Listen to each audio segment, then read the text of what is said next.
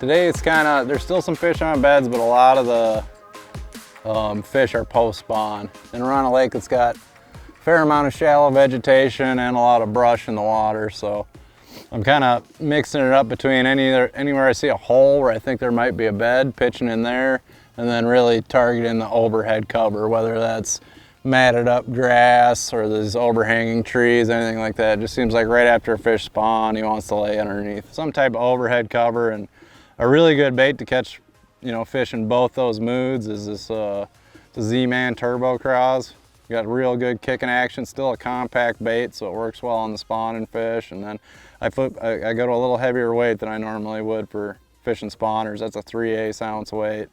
I just like the, you know, the action I get out of it, and then I get more of a reaction bite out of the post-spawn fish. They're sitting up high in the water column right underneath the overhead stuff, and they're really not feeding.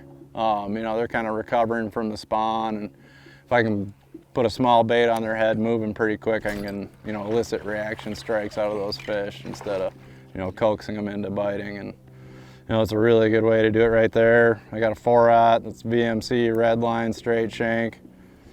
It's got the fluorocarbon keeper on there. Does a real good job of holding on my Z-Man baits. This is 20-pound fluorocarbon leader to 40-pound Suffix 131 braid. This is a new flipping stick I'm working on for Daiwa, but it's, you know, it's basically a 7.2 medium heavy, 8:5 to 1 gear ratio reel, and it's just, you know, one of them baits I can just take and fish everything in front of me. Going down the bank, you know, I'm just looking for different stuff this time of year because we are in that spawn, post-spawn transition. So I'm really targeting somewhere I think there might be a bed. It's too dirty to sight fish in here, so I'm not visually seeing these, and then really attacking that overhead cover. Just something about it. When fish get done spawning, it's the first thing they go to. They don't immediately swim out to the middle of the lake. They're gonna hang around for a few days, rest up, and then slide out to wherever they're gonna go in the summer. But that little setup's pretty deadly for it. Good way to catch fish in both of those phases, and you know, a really good way to catch fish all the time. But I like something that's compact, has a lot of action. I can get it in tight places because I don't know if I might be pitching at a bed fish one cast and pitching at a post-spawn fish the next cast. So something compact, got quite a bit of action, you know, fairly heavy tackle to get them out of there, and you know, it's just a recipe for success. I mean, I'm just basically shoreline flipping right now. There's definitely some fish spawning.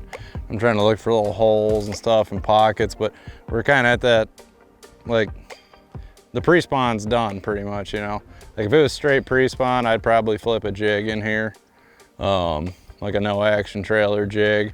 Once you get up towards the spawn and then beyond, like we got fry garters, we got post-spawn fish, some fish still on the bed, the water temp's in the upper 60s, that's when I like a bait with a lot more action, or I'll go to plastics instead of a jig. For me, a jig's really a pre-spawn flipping bait, and then, you know, more of a summertime, fall flipping bait, where when I get around the spawn, I do prefer a Texas rig. I just get a lot more bites on it, and then quality fish too, and I go to something with a little bit more action. You know, the water's warming up, they're looking for a little more action.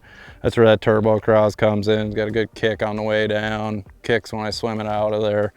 We've gotten to the point now where it's, you know, it's more of a spawn, post-spawn versus a straight pre-spawn, and that's when I'm going towards Texas rigging over jig fishing. And then my flips are gonna be a little different too, you know.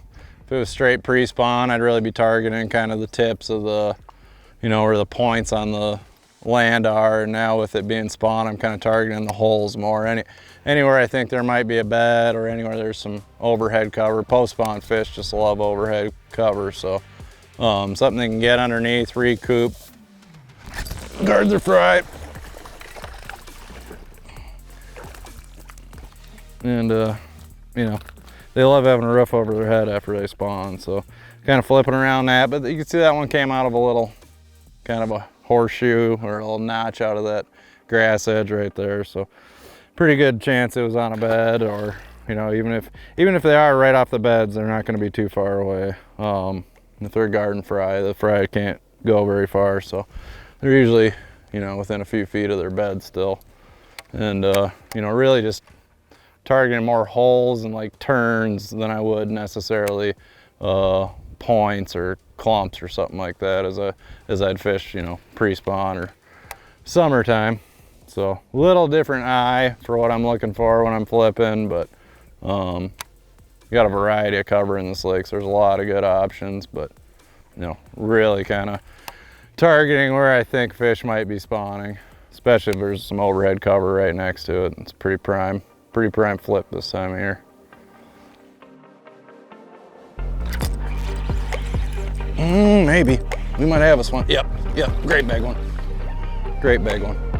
Stay pegged. Stay hooked up.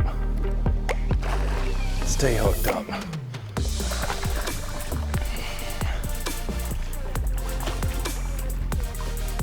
Yes.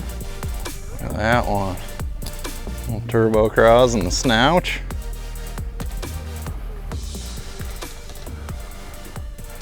Yeah, just diving. That one just came off a little, definitely overhead cover, you know. These post-spawn fish love having that roof over their head. Beautiful bass. Belly's all skinny, done spawning.